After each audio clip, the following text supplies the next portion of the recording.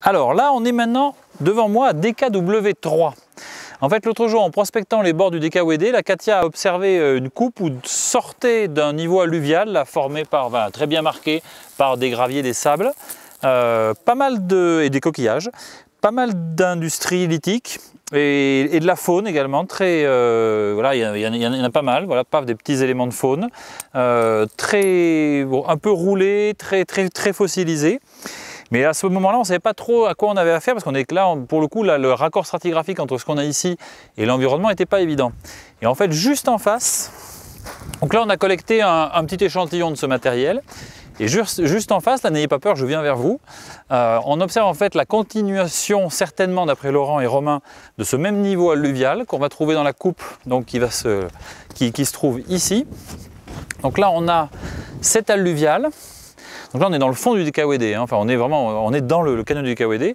On a cet alluvial qui lui aussi contient du matériel. Par exemple, tiens, paf, voilà un peu d'obsidienne qui se promène par là, etc. Ça, on en suit.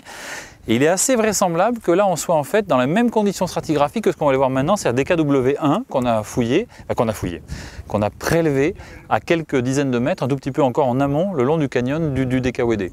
Et si tel est le cas, là, on aurait l'épisode alluvial qui serait vraiment la toute base de la séquence 2.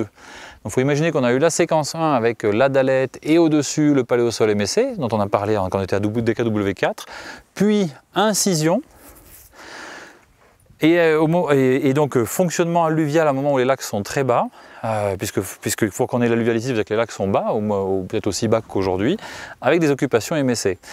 Alors en fait, base de la séquence 2, ou interface plutôt comme disait Romain tout à l'heure, entre séquence 1 et séquence 2, plutôt interface, parce que vraisemblablement, c'est possible en tout cas que les occupations qui sont contenues dans cet alluvial, remaniant cet alluvial mais en position, on pense primaire quand on verra DKW1, peuvent être tout à fait contemporaines du paléosol MSC qu'on a là-haut.